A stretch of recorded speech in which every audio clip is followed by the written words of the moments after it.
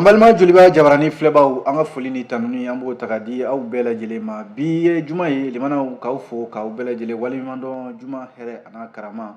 ani an bɛna bato minnu kɛ bi ala ka bɛɛ lajɛlen minɛ an ye o kumana min ye aw ka ladala jɛmukan ye n'o ye kunnafoni sɛbɛnw ye minnu bɛ lakali aw ye don o don k'a daminɛ ntɛnɛn fo ka se juma ma nin y'an sigilen o kɛnɛ kan an balimaw k'aw fo k'aw waleɲumandɔn aw sigi kun walasa ka se ka nin kunnafoni gafe ninnu kɔnɔkumaw sɔrɔ minnu bɛ ka an lamɛn arajo joliba fana sanfɛ an tɛ ɲinɛ o kɔ an b'a fɔ ɲɛna aw ni ɲankuma arajo joliba bɛ lamɛn segu nin waati in na sikaso fana an lamɛnnen bɛ yen o kumana minnu bɛ ka an lamɛn an ka bɔlɔlɔw fana sanfɛ n'o y'an ka page facebook ani youtube an bɛ bɛɛ fo ka bɛɛ waleɲumandɔn nin yɔrɔ kofɔlen ninnu na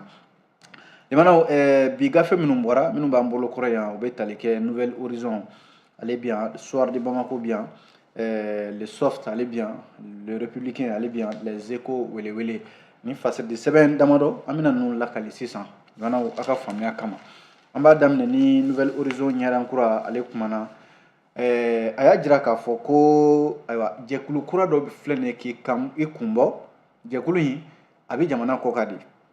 ninnu ko ko u bɛ fɛ awa furanjɛla fanga min bɛ yen sisan a na kɛ u ma jɛ ni furanjɛla fanga in sigili ye ko u bɛna ayiwa transition civile n'o ye jamanaden gansanw k'olu bila transition in ɲɛma ko hali député olu fana bɛna sigi a ko hukumu kɔnɔna la limanaw kabini kumakan in kɔni bɔra ka ban awa procureur min ni o ye sariyatigi ye min b'an ka awa bɔlɔlɔ kana bɛɛ lajɛlen kɔlɔsi ne kan ye awa pôle de lutte contre la cybercriminalité awa k'a ye sɛgɛsɛgɛli dayɛlɛ sɛgɛsɛgɛli min ni ninnu ka kuma bɛ min jira ko u ye awa dankari kɛ jamana na ani fana jamana basigibaliya awa u ye dankari kɛ u la ka min ye maaw su ka kɛ binkani walew kan ayiwa kunnafoni minnu sɔrɔla kunnafoni siraw fɛ n'o ye bɔlɔlɔ siraw ye fasɛdi sɛbɛn nouvelle horizon y'a jira k'a fɔ nin waati in na awa min ye jamana sariyatigiw ye olu kɔni wulila nin ko in na awa jɛkulu in tɔgɔ de ko panel des démocrates maliens awa minnu bɛ ka welewele dakan bila wulikajɔw la ka jamanadenw fara ɲɔgɔn kan k'u bɛna min ye député bulon dɔ sigi ka min ye jamanadenw gansanw bila o kɔnɔna n'o ye civiliw ye ani fana ayiwa ka gouvernement dɔ sigi gouvernement min ni fara ɲɔgɔn gouvernement don min dayɛlɛn bɛ maaw ye bɛɛ lajɛlen ye n'i ye jateminɛ kɛ nin kumakan in fɔlen ka ban communiqué min n'o kɛra pôle national de la lutte contre la cybercriminalité ale fɛ o ɲɛmɔgɔ procureur docteur adama kulubali awa a y'a lase k'a fɔ ko sɛgɛsɛgɛli dayɛlɛla ni maa kofɔlen minnu bɛ ka nin kuma in fɔ sabu awa ko jɛkulu in yɛrɛ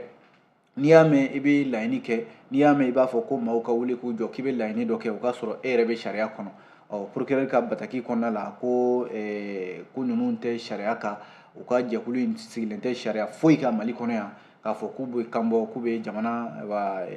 sango kuma min filɛ u da nin ye awa kuma in bɛ taa wolo min na o de ye ka dankari kɛ jamana kolatigɛ cakɛdaw la walima ka jamanadenw su ka kɛ wulikajɔw kan o dun min bɛ sen na sisan jɛn tɛ se ka kɛ n'o ye sabu jamana bɛ lahalaya min na maa si yamaruyalen tɛ k'a fɔ k'i bɛ awa gɛlɛya wɛrɛ ta ka ɲɛsin jamana ma o de la procureur y'i banamini ninnu ka wulikajɔ ayiwa ni jamana cɛ walasa u kana se ka ɲagami wɛrɛ don jamana kɔnɔna la awa jɛkulu min filɛ n'u kama panel des démocrates maliens awa k'u bɛ wulikajɔ de ɲinina don nataw la procureur ale kɔni ye ayiwa sira da ka ban sabu ko sɛgɛsɛgɛli dayɛlɛla a na kɛ ni maa kofɔlen ninnu u ye nin fɔ kun min na procureur na u ɲininka o ko la nouvelle horizon ka kuma de n'an bɔra yen limanaw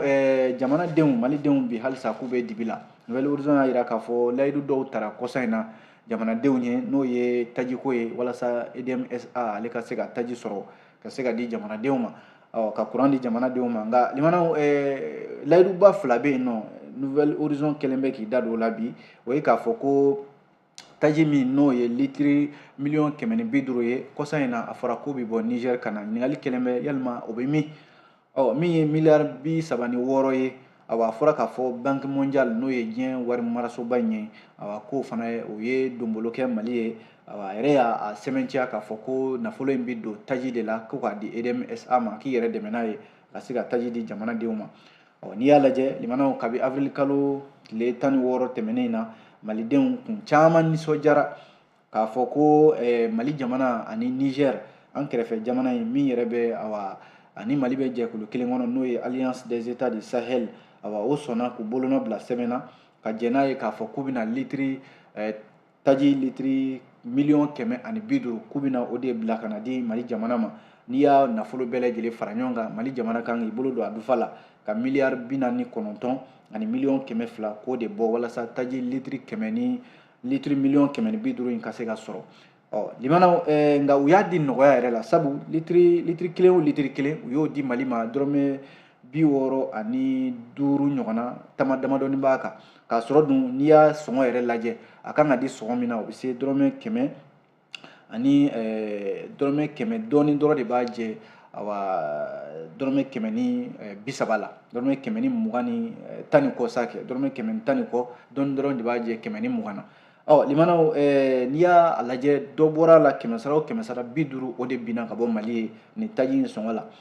N'a sɔrɔla fana ko minisiri min bɛ kuranko kunna n'o ye Bintu Kamara ye, ale kun ye kuranko gɛlɛya in fɔ, ale kun ye nin i da don ko in yɛrɛ la, a ko Mali ni Niger cɛ, Niger faba Ɲame yɔrɔ a ka jan, a bɛ se kilomètre 3,000 ɲɔgɔnna ma f'i k'o de boli mobili la ka na Bamako yan nɔ. Ale kun y'a ɲɛfɔ k'a fɔ ko sira ka jan, sira ka gɛlɛn. Ko nka a tɛna mɛn ko taji ninnu bɛna sɔrɔ ka na di min ye an ka kuranso ma n'o ye EDMSA ye. Limanaw ka bɔ yen miliyari 36 min n'o fana dira kɔsa in na Alfuseni Sanu ale min bɛ an ka sɔrɔ ni nafoloko kunna k'a fɔ min ye diɲɛ waribonba Fonds monétaire international ani Banque mondiale sigi dɔ kɛra avril kalo tile 15 ka taa bila tile 20 na ni jateminɛ kɛ Washington, an ka minisiri tun bɛ o ko kɛnɛ kan ye, jala k'a fɔ ko olu ye dolari wari miliyɔn 60 ɲɔgɔnna u y'o de di Mali ma ko u bɛ se ka taji sɔrɔ jamana minnu bɛ yen n'u bɛ ɲɔgɔn sɔrɔ jɛkulu kɔnɔna na u k'a ma Organisation pour la mise en valeur du fleuve Sénégal OMVS ko miliyari 36 in k'u ka bila u bolokɔrɔ k'u yɛrɛ dɛmɛ n'a ye u ka se ka taji san o jamana ninnu kɔnɔ a ka se ka nɔgɔya. Limanaw o tɛmɛnen kɔfɛ conseil des ministres n'o ye minisiriw ka laada ɲɔgɔn ye min kɛra mai kalo tile 8 tɛmɛnen in na a jarala k'a fɔ fana ko dɔ farala Mali ka wagandɛ nafoloba min bɛ bɔ k'a fɔ jamana bɛ i mago don a la musakaw la ko miliyari 30 fana farala EDMSA ale ka musakaw kan. Limanaw nin bɛɛ ye layiduw ye minnu ye jamanadenw nisɔndiya kosɛbɛ, nka limanaw hali sisan EDMSA kɔni kɛn bɛ kunun don o don kunun ka fisa ni bi ye, sabu kuranko kɛn bɛ ka jamanadenw se lahala min na bi kuma yɛrɛ kɔni tɛ se ka k'a la bilen, sabu don o don ni layidu minnu mana ta layidu min taara nin an bɔra ka minnu fɔ sisan limanaw a bɛɛ lajɛlen tɛmɛna ko nka hali sisan EDMSA ka kuranko kunun ka fisa ni bi ye, wari minnu fɔra olu yalima u bɛ fan jumɛn fɛ, u donna da jumɛn fɛ, taji sanna wa taji ma san wa, taji sera Mali la yan wa. Halisa ni ɲininkali de bɛ ka kɛ jamanadenw bɛ k'u yɛrɛ ɲininka o kuma na nin ko in a bɛ da jumɛn na, jamana ɲɛmɔgɔw bɛ ka layidu minnu ta o kuma na layidu de don minnu bɛ taa fiɲɛ fɛ ten wa walima baara wɛrɛ de bɛ duguma min bɛ ka kɛ jamanadenw tɛ min kalama. Fana o de ye ɲininkali fana ye. Nouvelle Horizon kelen y'a jira k'a fɔ ko Mali bɛ ka juru caman ta bi ka tila ka a yɛrɛ sigifu gɛlɛya. Ko n'i y'a lajɛ jamana a tɛ ka jɔ ko kuma bɛɛ i b'a sɔrɔ Mali jamana bɛ juruba ta la kɛrɛnkɛrɛnnenya la min ye Union économique et monétaire ouest africaine UEMOA o ye farafinna tilebinyanfan jɛrɛjɛkulu min bɛ wariko kunna, yɔrɔ Mali yɛrɛ b'o jɛrɛjɛkulu in na, Mali gouvernement min bɛ furancɛla fanga la bi ko kuma bɛɛ i b'a sɔrɔ u bɛ bɛnkanw na ka juruw ta ka don u yɛrɛ kan na k'a sɔrɔ dun limanaw nin waati in na n'i ye juru ta juru n'a bɛ sara fana i bɛ juru na a kunnafɛn de sara n'o ye intérêt fasiri y'a jira k'a fɔ Nouvelle Horizon ko nin waati in juru ta ko a bɛ ɲini ka na kɛ gɛlɛya wɛrɛ tuguni ka ɲɛsin Mali jamana ma, sabu kuma bɛɛ i b'a mɛn k'a fɔ miliyariw de tara kɔsa in na. Mali ka laɲini kun ye san 2024 kɔnɔ miliyari 1,000 ni miliyɔn 443 k'o ɲini sugubulon na n'o ye marché monétaire ouest africain k'o ɲini o la, nka limanaw sugubulon in na Mali ye caman de sɔrɔ a la. N'i dun ye jateminɛ kɛ a ma da o ma, hali banki minnu bɛ yen i n'a fɔ Banque ouest africaine pour le développement BOAD Mali bɛ ka juru ɲini ninnu bɛɛ lajɛlen la. Limanaw n'i y'a lajɛ siraba min ni o dilanla ka bɔ Bamako ka taa Kulukoro o juru o b'an na, o bɛnkan kɛra san 2023 octobre kalo tile 6 o juru b'an na. Jamanaw ka tɛmɛ ni o ye fana n'i y'a lajɛ Banque ouest africaine pour le développement ani Mali ye bɛnkan dɔ fana kɛ miliyari 14 awa n'i y'a lajɛ o siraba in awa ka se ka o dilan o ka bɔ yen nɔ fana gouvernement hali sisan ayiwa a b'o juruko de la kuma bɛɛ i b'a mɛn k'a fɔ ko UEMOA sugubilenw na Mali taara juru ɲini awa a dun juru ninnu jamana bɛ lahala min na a juru ninnu bɛna sara cogo min na o fana y'a damana ko de ye o de y'a to Fasiri Nouvelle Horizon kɛnɛ bɛ ka a gɛlɛyaw da kɛnɛ kan bi kunnafoni filɛ Libanaw an ye nin bɔ Nouvelle Horizon kɔnɔ bi aw bonya b'a la.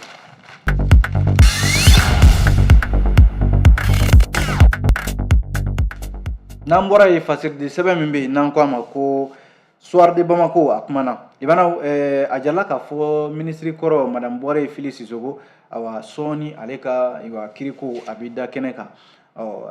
maa b'i yɛrɛ ɲininka de n'a sɔrɔla Madame Bɔre Fili Sisoko ale ka kiri a bɛ ka se a kuncɛyɔrɔ la sabu tiɲɛ yɛrɛ la nin ko in k'a janyana kosɛbɛ Madame Bɔre Fili Sisoko awa a bɛna a ka kiri nin kɔni y'a tigɛtɔ de wa cour d'assises spéciale dɔ min n'o kuma fɔra minisiri min bɛ kiriko kunna sariya ko kunna Mamadu Kasoge a ko ku bɛ kɛrɛnkɛrɛnnen dɔ n'o ye cour d'assises spéciale ye awa o bɛna dayɛlɛ sɔɔni awa walasa nafolo yuruguyurugu minnu kɛra Mali kɔnɔna la yan nɔ k'u bɛ mina sigi o dɔrɔn de kan k'a lajɛ awa Mali kɔnɔ yan minnu sen yera yuruguyurugu la minnu bɛ yen ni olu sen yera surafɛn minɛ na Mali kɔnɔ yan jamanaw ko olu ka kiri kɛrɛnkɛrɛnnen o de bɛna dayɛlɛ o de la Fasiri n'o ye Soir de Bamako ye a ye nin kuma bɔ k'a bin k'a fɔ ko n'a sɔrɔla Madame Bɔre Fili Sisoko yɔrɔ ale wariko kuma de b'ale nɔfɛ hali n'a sɔrɔla jamanaw n'i ye jateminɛ kɛ Madame Bɔre Fili Sisoko awa ka kiri munumuna ka dɛsɛ a yɛrɛ ko k'a ka kiri tigɛ nka waati la jamana sariya tigilamaw ye laɲini min k'a fɛ k'a ka $500,000 sara a ka sɔrɔ ka bila n'o ye liberté provisoire ye nka Madame Bɔre Fili Sisoko ma sɔn o ma tile kelen ka wari in di sabu a ko wari tɛ ale bolo ale bɛ min ɲini dɔrɔn ale ka kiri ka tigɛ ni ale jo t'a la ayiwa kiri ka nɔ minɛ n'a jo b'a la yɛrɛ a ka bila ka bɔ kaso la procureur général min bɛ cour suprême awa ale ka ɲɛfɔliw ale ka ayiwa ɲɛfɔliw la jamana a jarala k'a fɔ nafolo min ni o tununa awa nin ko la n'o ye avion min n'o sanna jamanakuntigi ka avion miliyari 17 o y'a dɔ ye o ye sɔngɔ dɔ ye miliyari 19 bɛ fɔ a la miliyari 20 bɛ fɔ a la yɔrɔ da kelen yɛrɛ ma se ka dɔn ni avion masina in sanni na yɔrɔ a waati la Madame Bɔre Fili Sisoko ale de tun bɛ sɔrɔ ko ni nafoloko kunna Mali kɔnɔ yan tɛgɛ kelen b'a la o de kama Libanaw n'i ye jateminɛ kɛ Ibrahim Boubacar Keita ka waati la nin ɲɔgɔnna waleya ninnu de kɛra avion kelen ko kuma in na Libanaw min ye Mustapha Ben Barka yɔrɔ kiri wulilen b'a ale fana nɔfɛ ale ye Banque Ouest Africain pour le Développement o ɲɛmaa dankan don cɛman Hubert Kulubali Mamadu Igor Jara ale ye groupe Bank of Africa o fana ɲɛmaa dɔ ye ale ye min ye sɔrɔ banque baarakɛla Babaliba ale ye Banque Malienne de Développement o ɲɛmaa kɔrɔ ye Sidi Mohamed Kanyasi Amadu Bayiba Kuma Nuhumu Kuma Sumaila Jabi Mamadu Lamine Jakite ninnu bɛɛ lajɛlen tɔgɔ bɛ nin avion ko in na jamanaw min ni awa Boeing 737 min sanna mars kalo san 2014 l'Américain jamana na n'a a bolonɔ bilala awa san 2014 mai mars kalo tile 20 ayiwa Oklahoma min ye Wells Fargo awa banque américaine o ni Mali jamana ni ɲɔgɔn cɛ k'a fɔ ni avion in ale ka san Libanaw avion in a sanna da kelen de ma se ka dɔn a la min ye Madame Bɔre Fili Sisoko ale de b'o kɔlɔlɔ kɔnɔna la bi ko minisiri Mamadu Kasoge min b'an ka sariya ko kunna ale y'a lase kɔsa in na sigi dɔ senfɛ Bamako yan nɔ sigi min n'a kun laɲini bɛ ko cɛ ni muso ka damakɛɲɛ yuruguyurugu kɛlɛli la ale de ko k'u bɛ kɛrɛnkɛrɛnnen n'o ye kiri kɛrɛnkɛrɛnnen dɔ bɛna sigi Mali kɔnɔ yan awa maa maa bɛ yen ko sen bɛ yuruguyurugu la nafolo ko la Mali kɔnɔ yan ayiwa olu ka kiri de bɛna sigi a ko la o de la ɲininkali kɛmɛ n'a sɔrɔla Madame Bɔre Fili Sisoko a ka kiri a bɛna kɛ o kɛnɛ kan n'o bɛna kɛ ale ka kasolasigi a bannen walima jalaki ka bin a kan Libanaw Mali sifinnakaw ka jɛkuluba n'o ye Conseil national de la jeunesse CNJ awa CNJ ko a bɛna sigi ayiwa conseil régionaux n'o ye u ka bolofara minnu bɛ awa jamana mara yɔrɔ tɔw la awa ko olu ko k'u ma sɔn awa hakilila in ma awa baara min bɛna kɛ wa ko u ye jalaki yɛrɛ bi awa kɛrɛnkɛrɛnnenya la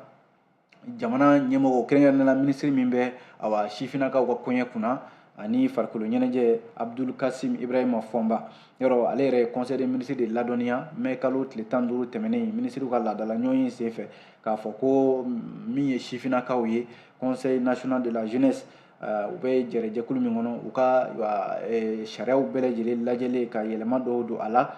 ko jɛkulu dɔ bɛna sigi sen kan n'o ye commission dɔ ye walasa ka se ka jamana nɔra bila ko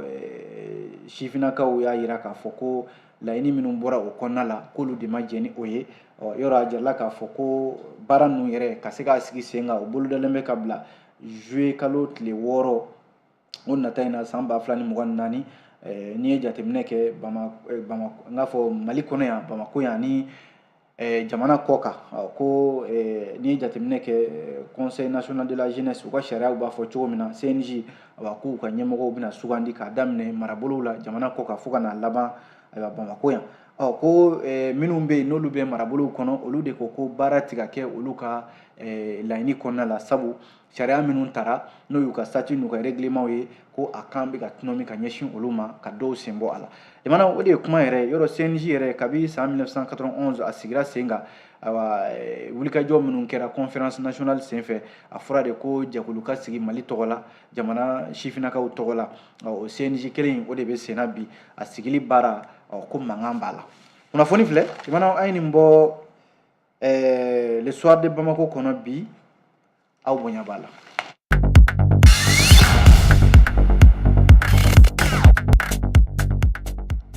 N'an bɔra yen limanaw fasiridi sɛbɛn min bɛ yen n'an k'a ma ko le soft a kuma na limanaw soft y'a jira k'a fɔ ko n'i ye jateminɛ kɛ yɔrɔ dialogue intermalien sigikafɔ min kɛra malidenw yɛrɛ dama ni ɲɔgɔn cɛ jamanakuntigi ka laɲini kɔnɔna la n'a kun cɛra mai kalo tile 10 tɛmɛnen na yɔrɔ baaraw kun cɛra Bamako yan de n'i ye jateminɛ kɛ laɲini caman kɛra a kɔnɔ nka laɲini ninnu na ayiwa laɲini dɔ b'a la ko ayiwa an ka finitigi minnu bɛ yen n'o ye doyenw ye ka taa se min bɛ kasobo kɔlɔsibaw ma ani eaux et forêts ko ka olu fara Mali k'u bɔ u ka minɛn in kɔnɔ u bɛ minɛn min kɔnɔ ka tila k'u kɛ sɔrasiw ye i n'a fɔ polisiw ni protection civile kɛra cogo min na limanaw ni nin hakilila nana kɛ tafɛn ye a bɛ sɔn ka sira da maa ɲɛ maa min bɛ bi ni doyen don maa min bɛ bi fana ni Mali baarakɛlaw ka lafasali kuluba ale de b'o koɲɛ yɛrɛ ɲɛma a sigira a ma mɛn yɛrɛ n'i ye jateminɛ kɛ min bɛ tali kɛ Yakuba Katile a b'o de ko fɔ limanaw Yakuba Katile yɔrɔ a fana doyen de don doyen don Yakuba Katile fana min bɛ tali kɛ UNTM o secrétaire général don u ka kalata kɛra kɔsani na danaya tara ka d'a kan tuguni san 5 wɛrɛ k'a k'o kɛ n'i ye jateminɛ kɛ u ka baarakɛlaw ka lafasalikulu dɔ bɛ yen n'u k'a ma ko syndicat national des travailleurs des administrations d'état SENTAD a b'o fana secrétaire général an bɛ waati min na ko sisan Yakuba Katile ale bɛ doyen don n'a ma ɲɛ k'a fɔ ko nin kɔni nana kɛ Yakuba Katile nka ni baara nana kɛ nin cogoya la yɔrɔ a fana ye jamana a ye juru dɔ don jamana na waati tɛmɛnenw na k'a fɔ baarakɛlaw ka laɲini minnu bɛ yen k'u bolo da u dusu kan u ka sabali jamana bɛ furancɛla fanga kɔnɔna la baarakɛlaw a waati la Yakuba Katile de ye tindi baarakɛlaw kan bɛɛ sabalila k'a fɔ ayiwa jamana bɛ lahalaya min na an ka ko to ɲɔgɔn ta la ayiwa o kɛra Yakuba Katile ka wulikajɔ kɔnɔna la militarisation min n'o kuma bɛ k'a fɔ n'o de ye ka Mali doyenw eaux et forêts ani kasobo kɔlɔsibaw k'u kɛ sɔrasiw ye n'a nana kɛ tan Yakuba Katile dun a dun jirala k'a fɔ ale bɛ syndicat de la yɔrɔ n'i kɛra sɔrasi ka ban syndicat ko kuma banna i n'a fɔ polisiw ni protection civile maaw olu ka syndicat n'o ye baarakɛlaw ka lafasalikulu sigilen ye o baara banna cogo min na n'i ye jateminɛ kɛ dialogue intermalien dun ale baaraw kun cɛra laɲini kɛrɛnkɛrɛnnen min kɛra a kɔnɔ n'i y'a lajɛ min bɛ kumasen dɔ tun bɛ yen n'o ye Mali kɔnɔ bɛn ni kelenya o ka sabati yafa ɲɔgɔn ma a kuru 48 o de ko an ka ni finitigi ninnu n'o ye doyenw ye ani ka taa se protection n'a fɔ ka taa se kasobo kɔlɔsibaw ani eaux et forêts ko k'u kɛ militaires ye n'o y'u ka militarisation ye limanaw ni nin baara in nana sigi sen kan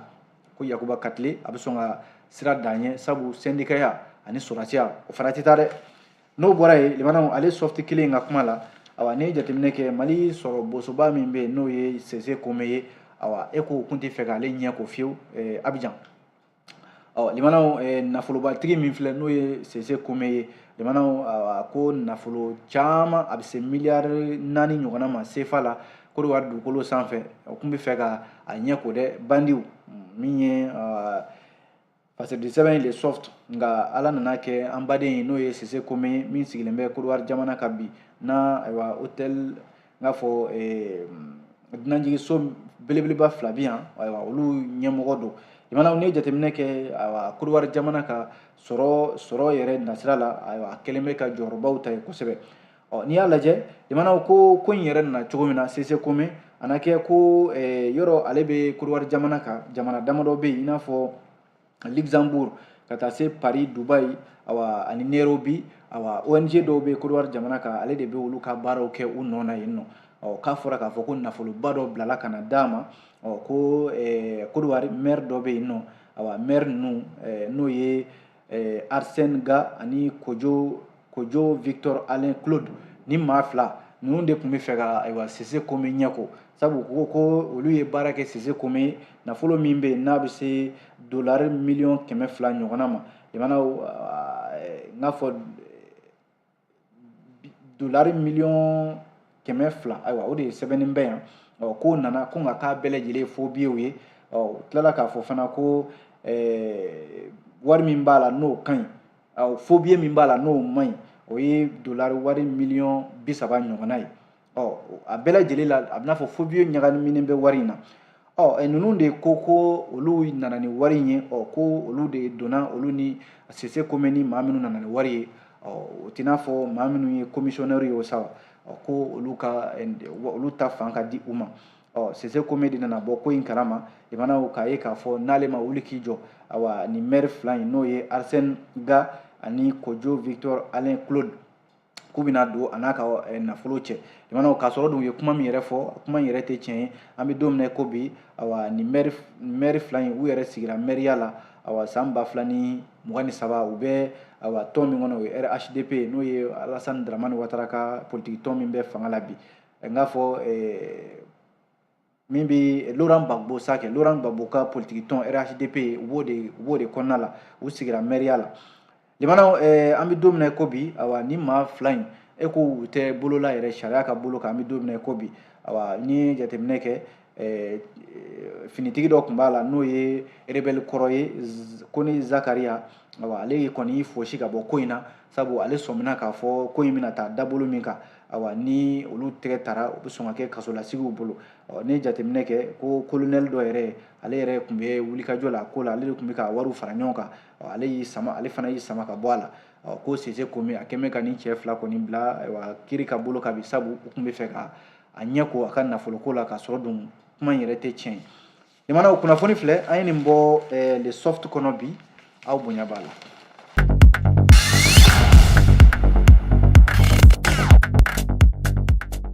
limanaw n'an bɔra yen nɔ fasiriden sɛbɛn min bɛ yen n'an ko a ma ko les républicains ale kumana républicain y'a jira k'a fɔ ko san laban ɲɔgɔndan minnu bɛ kɔn ka kɛ n'o ye épreuve anticipée ye k'o bɛ daminɛ mai kalo tile 17 minisiri min bɛ an ka kalanko kunna docteur Amadou Sy Savané ale ye laseli kɛ minisiriw ka laadala ɲɔgɔn min kɛra araba tɛmɛnen mai kalo tile 15 ko san laban ɲɔgɔndanw kalandenw ka ɲɔgɔndan de ko don ko épreuve anticipée baaraw bɛ daminɛ mai kalo tile 17 san 2024 in na a jarala k'a fɔ ɲɔgɔndan min bɛ yen n'o ye certificat d'aptitude professionnelle CAP ani enseignement technique et professionnel ko baaraw ani jateminɛ kɛ a bɛ se kalanden maa 10,763 ɲɔgɔnna de ma minnu bɛna ɲɔgɔndan kɛ sira caman kan ko baaraw bɛ daminɛ min bɛ mai kalo tile 17 ka taa kuncɛ tile 22 académie d'enseignement 20 ɲɔgɔnna jamana kɔnɔna la min ye diplôme d'études fondamentales n'o ye DEF ye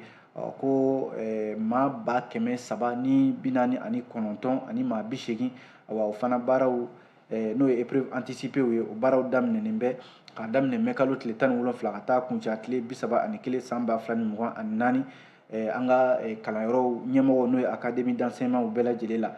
min ye épreuve écriture n'o ye sɛbɛnni ye ɲɔgɔndan sɛbɛnninama certificat d'aptitude professionnelle ani diplôme d'études fondamentales n'o ye DEF ye o fana bɛ daminɛ mɛ kalo tile 27 ka taa kuncɛ a tile 30 la san 2024 ani ka ta mɛ kalo n k'a fɔ juin kalo tile 3 ka taa kuncɛ a tile 5 la san 2024 limanaw ko yana ka bɔ républicain kɔnɔ ayiwa lasɔmin de kɛlen bɛ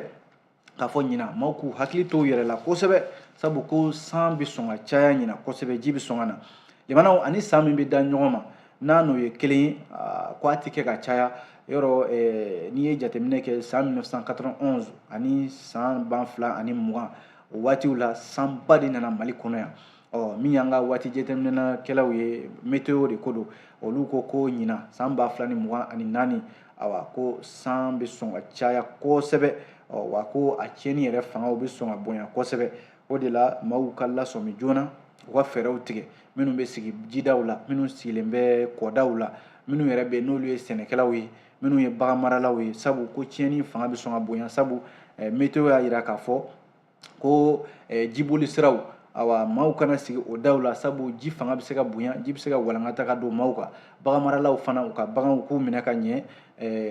ji boli siraw la walima ni ji cayara yɔrɔ minnu na u k'u mabɔ o yɔrɔ kofɔlenw na hali bana yɛrɛ kɛ limanaw ko maaw k'u janto bana minnu bɛ yen n'o ye kɔnɔboli banaw ye ani sumaya n'a ɲɔgɔnnaw ko olu fana bɛ sɔn ka mɔgɔw sɛgɛn jiba min n'a makɔnɔnen bɛ ɲinan samiyɛ kɔnɔ an bɛ dugawu de kɛ ala k'a ko kɛ hɛrɛ ye an b'a kuncɛ ni min ye joona joona o ye les échos welewele limanaw écho ka kuma la bi a y'a jira k'a fɔ ko an baarakɛɲɔgɔn kunnafonidila dɔ bɛ yen n'o ye Mamadu Nimaga ye ko ale ni kɛnyɛrɛye cakɛda dɔ bɛ ɲɔgɔn na n'o ye ONG dɔ ye kunnafoni sɛbɛn n'u kama ko Tamani Info a ɲɛmɔgɔ n'o ye Mamadu Nimaga ye ko kunungo da donna ka kiriko la kunu alamisa tribunal min filɛ nin ye Bamakɔ sigida 4nan la a jala k'a fɔ ko da dongo fɔlɔ a la a fɔra k'a fɔ k'a ka 60,000 sara